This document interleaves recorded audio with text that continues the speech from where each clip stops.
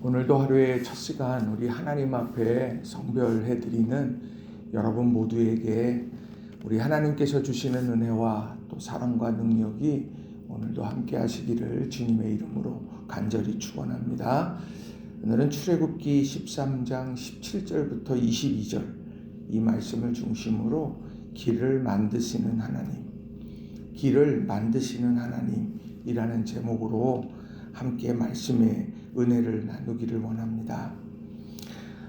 출애굽의 기적 하면 이스라엘 민족의 신앙의 형성, 또 정체성 이런 것들에 있어서 너무도 귀중한 영적인 자산입니다. 그래서 이 6월절이 되면 온 가족이 둘러앉아서 6월절 식탁을 대하고 또 6월절에 있었던 일들을 이렇게 함께 이야기를 하곤 합니다. 그것은 선택이 아니라 그들에게 있어서는 필수적인 일들이었습니다. 그런데 그 출애굽의 기적을 놓고 보면 애굽 땅에서는 하나님께서 능력의 하나님의 면모를 보여주셨죠. 그리고 이제 출애굽을 한 다음에는 이해할 수 없는 인도하심 그것을 보여주셨습니다.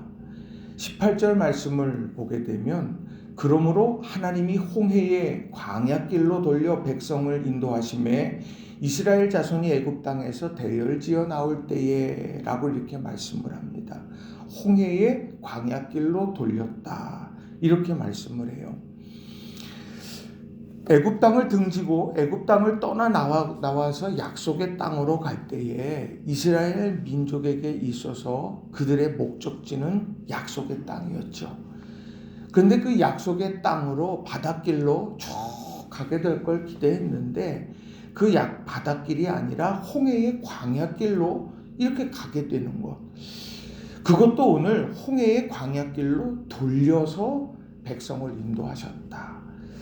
그러니까 이 백성들이 볼 때에는 이게 어떻게 된 걸까 의아해한 그런 상황인 거죠. 저 길로 가면 훨씬 빠른데 저 길로 가면 더 좋을 듯한데 왜 하나님은 홍해의 광야길로 돌리고 인도하셨을까? 오늘 그런 부분이 우리 인생에도 얼마나 많이 있습니까? 하나님, 한 요 순간에 요 길이면은 딱 맞는 것 같은데 그리고 하나님 이런 상황에 이 길이고 이 방법이면 딱 될 것 같은데 하나님께서는 왜 이렇게 이끌어 가실까? 그런 의아함이 밀려들 때도 우리 있지 않습니까? 오늘 그런 순간에 우리가 붙잡아야 하는 중요한 신앙의 교훈이 오늘 본문 속에 담겨져 있다는 거예요. 그래서 저는 오늘 이 본문 말씀을 중심으로 두 가지 중요한 교훈의 메시지를 전하고 또 함께 은혜를 나누기를 원합니다. 자, 첫 번째로는요.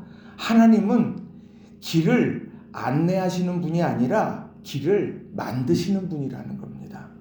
하나님은 길을 안내하시는 분이 아니라 길을 만드시는 분이다라는 겁니다. 자, 17절 말씀을 보시게 되면 이렇게 기록합니다. 바로가 백성을 보낸 후에 블레셋 사람의 땅의 길은 가까울지라도 하나님이 그들을 그 길로 인도하지 아니하셨으니 이는 하나님이 말씀하시기를 이 백성이 전쟁을 하게 되면 마음을 돌이켜 애굽으로 돌아갈까 하셨습니다. 이 말씀 속에서 가까울지라도 그 길로 인도하지 않으셨다 이렇게 말씀을 합니다. 가까워서 빨리 가면 무조건 좋은가? 이 질문 앞에 설 때 여러분 무엇이라고 대답을 하시겠습니까? 오래전에는 햇반 이런 거 나오지 않을 때 어땠습니까? 산속에서 캠핑이라도 하게 되면 거기에서 막 불을 지피고 브루스타 위에다가 밥 넣고 코페루에다가 거기다가 이렇게 쌀 이렇게 해서 밥을 하게 되면 꼭 그 맨 위에다가 돌을 하나 탁 올려놓지 않습니까? 그래놓고 이 돌을 올려놓고서는 뜸을 잘 들여야 된다. 그래야지 맛있는 밥을 먹는다. 이제 그렇게 하면서 밥을 지었던 그런 생각이 납니다. 거기에서 얘가 빨리 해야지 하고서 그냥 이렇게 훅 열어보면 그러면 결국에는 설익은 밥을 먹게 되죠. 그래서 기다림이라고 하는 것 그게 참 중요하다 이런 생각을 하게 되고 또 그 일들이 방법적으로 시간적으로 이거 딱 맞아야지 되는구나 하는 것을 깊이 깨달았던 적이 있습니다. 아무리 좋은 음식, 아무리 맛있는 음식이 있어도 레시피에 따라서 숙성하고 조리해야만, 그래야만 그것이 맛있게 내가 먹을 수 있게 된다라고 하는 거죠. 이스라엘 민족의 상황에 맞춰서 하나님께서는 레시피를 다 가지고 있었던 거예요. 근데 그것이 뭐냐? 출애굽을 해서 약속의 땅 가는 거 분명해요. 그 길로 하나님은 이끌어 가세요. 그런데 그 과정의 길을 블레셋 사람의 땅의 길, 가까운 블레셋 사람의 땅의 길이 아니라 하나님께서 이끌어 가시는, 백성이 전쟁하다 보면 애굽 땅으로 돌아가려고 할 거다. 그 마음의 상에서 돌아가려고 하는 그런 부분을 하나님께서는 감안하시고 하나님 이 광야길로 하나님은 이끌어 가셨다. 그게 하나님의 계획이고 방법이더라는 거죠. 그런데 중요한 건 하나님께서 너희 이 길로 가야 돼 라고 그렇게 지시만 한 건 아니라고 하는 거예요. 하나님께서 그렇게 광야길로 가라고 말씀을 하실 때에는 하나님이 누구신가 이거를 놓치지 않기를 바라는 기대를 가지고 오늘 그들과 함께 하셨다는 거죠.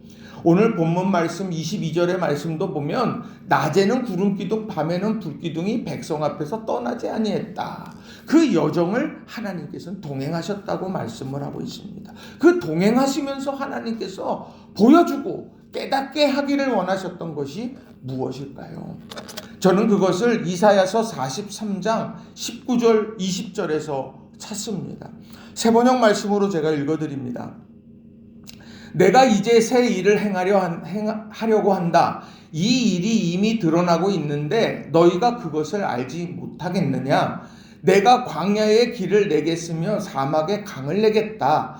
들짐승들도 나를 공경할 것이다. 이리와 타조도 나를 찬양할 것이다. 내가 택한 내 백성에게 물을 마시게 하려고 광야에 물을 대고 사막에 강을 내었기 때문이다. 그러니까 하나님께서는 이 길로 가면 약속의 땅이야. 단순히 그것이 아니라 하나님은 그 과정 속에서 하나님께서 광야의 길을 내셔 사막의 강을 내셔 그리고 내 백성에게 마시게 한다 라고 하는 하나님의 그런 모습들을 그들에게 말씀해 주는 거예요. 그들은 어떻습니까? 조그만 전쟁 400년에 가까운 시간을 애굽에서 살아가면서 신앙도 힘겨웠고 그들의 삶도 연약했고 마음도 연약했고 이런 상황 속에서 그들이 필요한 건 다른 것이 아니라 약속의 땅에 들어가는 것 그것도 중요하겠지만 중요한 건 그들이 바로 하나님이 어떤 분이냐? 하나님은 길이 없는 곳에 길을 내시는 분이구나. 하나님은 물 없는 곳에 물을 대시는 분이구나. 그 광야 가운데 아무도 내게 물을 주지 못해도 하나님께서는 바위를 쳐서라도 그 함께한 이들, 그 백성들을 하나님 책임지시는 분이구나. 이것을 분명하게 가르쳐 주시고자 했다는 거예요. 이사야 43장 16절 17절에도 이런 말씀을 합니다. 내가 바다 가운데 길을 내고 거센 물결 위에 통로를 냈다. 내가 병거와 말과 병력과 용사들을 모두 이끌어내어 쓰러뜨려서 다시는 일어나지 못하게 하고 그들을 마치 꺼져가는 등잔 심지같이 꺼버렸다. 나 주가 말한다. 이 출애굽의 역사 이야기가 아닙니까? 우리는 이 말씀 속에서 기억해야 돼요. 하나님께서는 길을 안내하시는 분이 아니라 길을 만드시는 분이다. 어찌 보면 우리가 말씀 속에서 우리가 가야 될 길을 알려주시는 것 맞아요. 안내해 주시는 것 맞아요. 그런데 그 안내해 주시는 것보다 더 중요한 건 뭐냐? 하나님은 길을 만드시는 분이다. 우리는 이걸 주목해야 한다는 거예요. 자, 14장에 보게 되면 13장을 지나고 14장으로 가게 되면 뭐가 나오냐? 홍해를 건너는 얘기가 나와요. 왜 하나님께서 이들을 이끌어 가시면서 첫 번째로 이 홍해 앞에 서서 홍해를 가르는 일을 하나님은 하셨을까? 이 약속의 땅에서 그 땅이 전부가 아니라 그 땅에서 살아가는 삶의 자리에서 바로 잊어버리지 말아라. 하나님께서는 광야에 길을 내시고 사막에 강을 내시고 길을 만드시는 분이다. 그것을 백성에게 가르쳐 주시는 거예요. 절망의 한복판에 희망의 길을 내시는 분이다. 여러분, 오늘 하루를 살아가시면서 하나님과 동행하실 때 하나님은 어떤 분이신가? 길을 만드시는 분이다.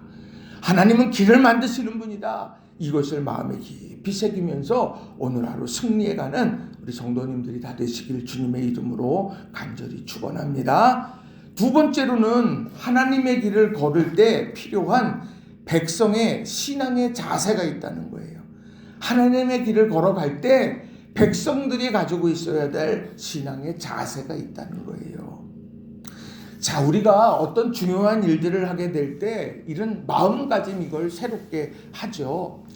군대에서 어떤 무슨 훈련을 한다고 그러면 거기에서 막 그냥 복장도 무기도 이런 것도 다 점검을 하게 됩니다. 그리고 먼 길을 떠나게 되면 명절이 돼서 먼 길을 이제 고향길을 가게 되면 자동차 정비 이런 것들도 다 하게 되죠. 그러니까 그렇게 준비해야 되는 것이 있는데 이런 하나님의 길을 걸을 때 백성이 가지고 있어야 될 중요한 신앙의 자세를 오늘 본문에서 잘 설명해 주고 있다는 거예요. 하나는 무엇이냐면요, 신앙의 유산이라는 겁니다. 하나는 신앙의 유산이 있어요.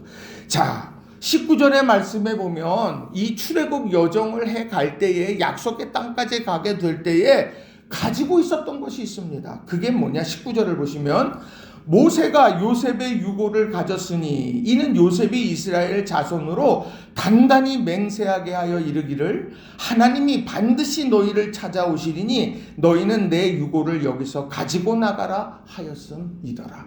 요셉의 유언이에요. 자, 요셉은 어떤 사람입니까?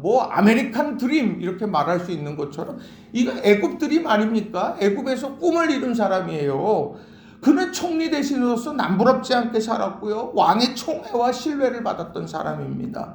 그런데 그가 뭐라고 이야기를 하느냐면 하나님이 반드시 너희를 찾아올 테니 내 유고를 가지고 이 땅을 떠날 때에 가지고 나가라. 이 유언을 했고 그 유언이 있고 나서 400년이 지나기까지 그들은 그걸 잊지 않았다는 거예요.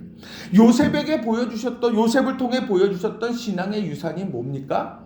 오늘 요셉이 이런 고백하잖아요. 당신들은 나를 해하려 하였으나 하나님은 그것을 바꾸사 오늘 나를 앞서서 이 민족의 앞길을 열어 가시는 그런 도구로 하나님을 사용하셨다. 이 고백 아닙니까? 오늘 요셉은요, 그 땅 가운데에서 보디발 집에도 있었고 감옥에도 갇혔고 애굽의 총리로서도 있었지만 한결같았던 건 하나님이 그와 함께 하셨다. 이런 것들을 보여주는 정수가 바로 요셉이라고 하는 거예요. 그 요셉의 유고를 가지고 갔습니다. 400년이 지나서 있었던 그 유고를 가지고서 떠나는 그들의 마음속에는 아무리 애굽 땅이 좋아도 아무리 다른 곳이 다 좋은 것 같아도 약속의 땅이 내가 가야 될 길이다. 내 마음 두어야 할 것이야. 그것을 분명하게 하는. 또 타향살이를 하고 있다 할지라도 그곳에서 기억해야 될 것은 나는 본향을 기억하는 사람이어야 된다. 우리 이것을 요셉의 유골 속에서 우리는 기억해야 한다는 거예요. 아름다운 신앙의 유산.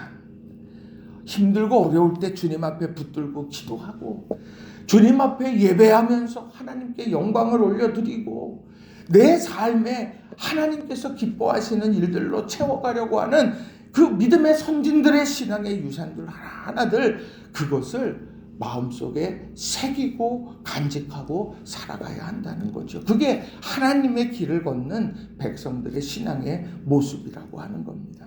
또 더불어서 구름기둥과 불기둥 아래 거하는 그런 일들도 힘써야 되는 거예요. 21절에 보면 여호와께서 그들 앞에서 가시며 낮에는 구름기둥으로 그들의 길을 인도하시고 밤에는 불기둥을 그들에게 비추사 낮이나 밤이나 진행하게 하시니.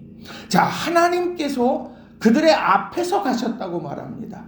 구름기둥, 불기둥으로 함께 하셨습니다. 자, 이 구름기둥과 불기둥 아래 머문다라고 하는 것은 무엇이냐? 함께 하시는 하나님을 상징하는 거죠. 인도하시는 하나님, 보호하시는 하나님. 이 하나님을 그 약속의 땅으로 들어가는 과정 속에서 한순간도 놓치지 말아야 한다는 거예요. 다시 말하면 내가 지금 약속의 땅에 얼마만큼 왔느냐, 달성률이 중요한 게 아니라 오늘 내가 얼마만큼 왔느냐, 몇 퍼센트가 남았느냐, 며칠이 남았느냐, 그것보다 더 중요한 것은 무엇이냐? 그 목표가 분명하고 그 과정 속에는 인도하시는 하나님, 보호하시는 하나님, 그 하나님과 함께하고 있느냐, 그 하나님을 바라보고 있느냐, 이것이 너무도 중요하다는 거예요. 그게 바로 오늘 우리가 주목해야 될 그러한 믿음의 태도라고 하는 것입니다.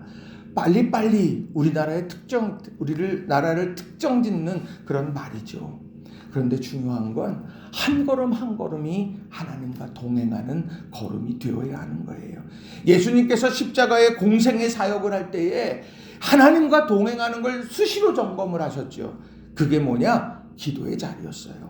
마가복음 1장 35절에 보면 새벽 아직도 밝기 전에 예수께서 일어나 나가 한적한 곳으로 가사 거기서 기도하시더니, 그리고 십자가를 지시기 전에도 겟세마네 동산에서 기도하시더라는 거죠. 순간순간 새벽 기도가 왜 의미가 있고 왜 좋을까요? 그것은요, 내가 오늘 하루를 살아가면서 예수님처럼 내가 무엇을 집중하고 무엇을 바르게 해야 할지 이런 것들을 다시 한번 점검하는 자리가 새벽제단이기 때문인 거죠. 그리고 그 새벽에 첫 번째로 그 시간을 하나님 앞에 올려드리면서 내가 하나님과 함께 하겠다 결단하게 된다라고 하는 거예요. 그것이 쌓여서 결국에는 약속의 땅으로 들어가게 됐던 거죠. 구름기둥과 불기둥, 그리고 만나를 거두면서 살아왔던 하루하루가 모여서 1년이 됐고, 그 1년이 모여서 결국에는 약속의 땅으로 들어가게 되는 기쁨을 맛보는 그날을 맞이하게 됐다는 거예요. 오늘도 하나님께서는 우리들에게 약속의 땅으로 이끌어 가시는 그 한날임을 여러분 꼭 믿으시기를 바랍니다.